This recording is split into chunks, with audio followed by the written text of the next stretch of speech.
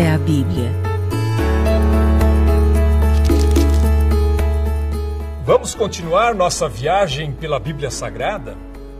Neste bloco, vamos saber mais sobre o Novo Testamento, que fala sobre o que aconteceu depois da vinda de Jesus. O que são os Evangelhos? É lá que encontramos a história do Natal. A história de Jesus e de seus discípulos está contada nos Evangelhos.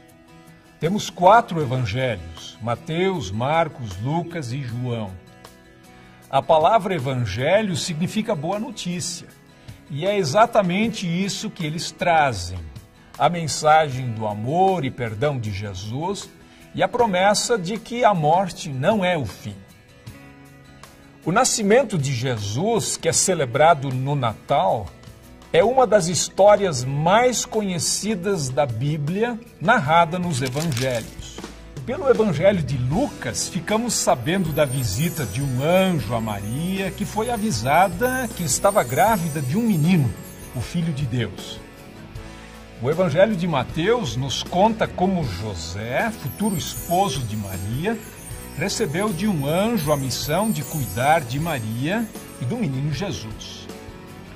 Lucas nos conta que Jesus nasceu em Belém e que Maria usou uma manjedoura como berço. Mateus fala sobre a visita dos magos do Oriente e sobre a fúria do rei Herodes. Por causa disso, José fugiu com a sua família para o Egito. Os evangelhos também contam do trabalho de Jesus como pregador e os muitos milagres que ele fez durante suas andanças pela terra de Israel, especialmente na região da Galileia. Durante essas pregações, Jesus levava às pessoas sua mensagem de amor e muitas coisas que ele disse estão registradas. O que são as parábolas? Seriam o mesmo que fábulas?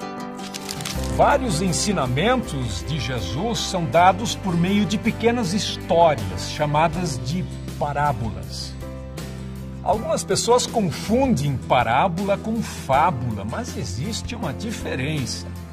As fábulas tendem para a fantasia, enquanto as parábolas de Jesus são realistas, tiradas do cotidiano das pessoas.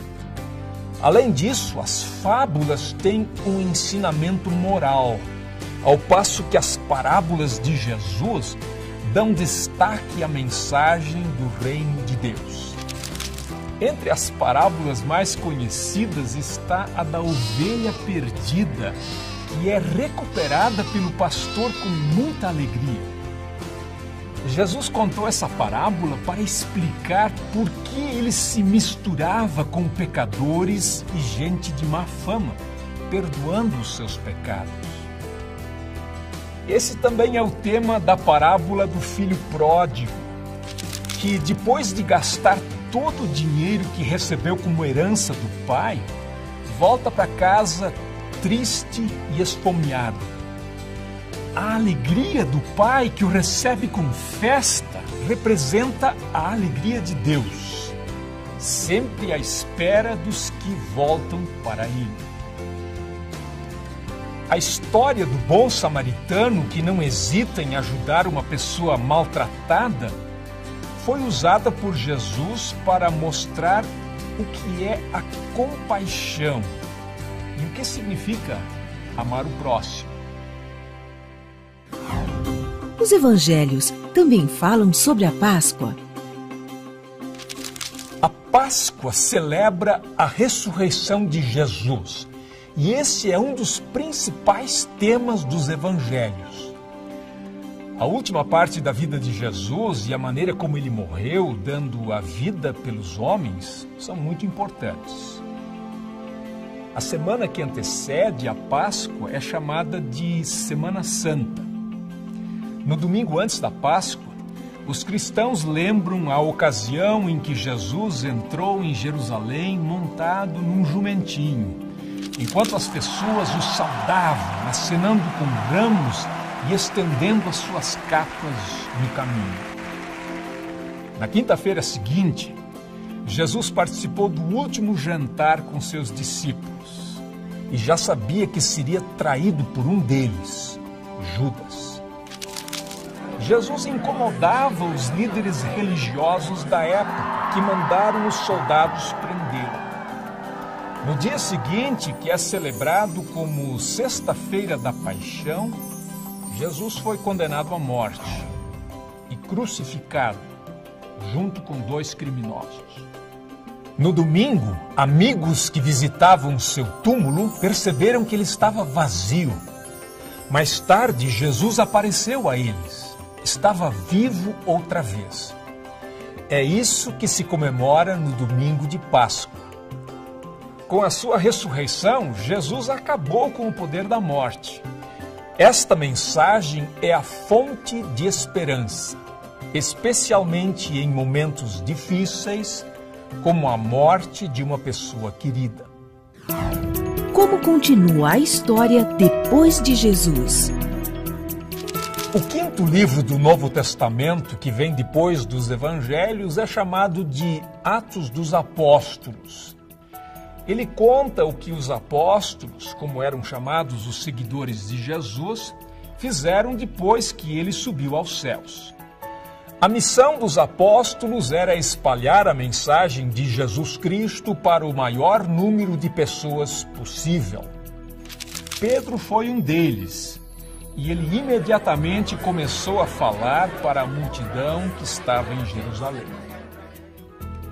Muitos seguidores de Jesus foram perseguidos por causa da fé que tinham.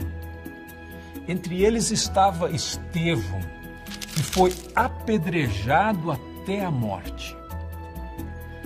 Talvez o maior apóstolo de todos tenha sido Paulo. Fundou muitas igrejas e escreveu muitas das cartas que estão no Novo Testamento. Acabou sendo preso e foi levado para Roma, onde seria julgado. Mesmo preso, Paulo não deixou de escrever as suas cartas com conselhos, estimulando as pessoas a manterem a sua fé, apesar das perseguições. 13 cartas que trazem o nome de Paulo fazem parte do Novo Testamento. Além delas, o Novo Testamento traz cartas escritas por outras pessoas, em geral apóstolos, que orientam e ajudam os cristãos em assuntos relacionados com a fé e a vida. Muitas são dirigidas para grupos de cristãos que viviam em diferentes lugares, como as cartas aos Romanos, cristãos habitantes de Roma, Coríntios, habitantes de Corinto, Tessalonicenses, habitantes de Tessalônica e assim por diante. O último livro do Novo Testamento, chamado Apocalipse, foi escrito por um homem chamado João, que foi mandado como prisioneiro para a ilha de Patmos, porque anunciava a mensagem de Jesus. Ele descreve sua visão do céu e da grande batalha entre o bem e o mal, com a vitória final de Deus. Muitas ideias que as pessoas têm do céu, como uma cidade de ouro, com portões de pérolas e pessoas vestidas de branco, vêm deste livro. É difícil a gente se achar dentro da Bíblia. Com tantas histórias, tantos contadores e tantas informações diferentes, pode parecer difícil se orientar na Bíblia. Mas a maioria das Bíblias modernas é organizada de uma maneira que vai ajudar você. Nas primeiras páginas, você encontrará uma lista dos livros, indicando a página em que eles começam. Lá você encontrará números maiores para indicar os capítulos. E entre as palavras dos capítulos, você encontrará números menores, que indicam os versículos. A história do Natal, por exemplo, está em Lucas capítulo 2, versículos 1 a 20. E a do bom samaritano em Lucas capítulo 10, versículos 25 a 37. Qual é a grande mensagem da Bíblia? É difícil resumir em poucas palavras a grande mensagem da Bíblia. Ela é uma fonte de sabedoria onde podemos aprender coisas novas o tempo todo. Mas algumas mensagens se destacam. Deus é um Deus de amor. Os escritores do Novo Testamento mostram que a vinda de Jesus ao mundo foi o sinal mais claro do amor de Deus.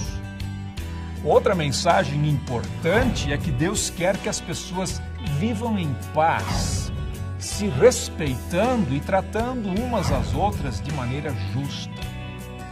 A Bíblia destaca também a importância de cuidar bem do mundo em que vivemos e preservar toda a beleza da maravilhosa criação de Deus. Cabe a você, leitor curioso, encontrar suas próprias mensagens entre as histórias da Bíblia Sagrada. Boa leitura! Qual a mensagem que a Bíblia deixa para nós? Eu acho que principalmente a questão do amor e do respeito uns com os outros. Que existe alguém acima de nós. Para mim é uma revelação divina. As orientações que a Bíblia traz são para a humanidade desenvolver as suas virtudes. Uma mensagem de amor, paz e cidadania. Isso é fundamental nos dias de hoje. A tua palavra é lâmpada para guiar os meus passos, é luz que ilumina o meu caminho.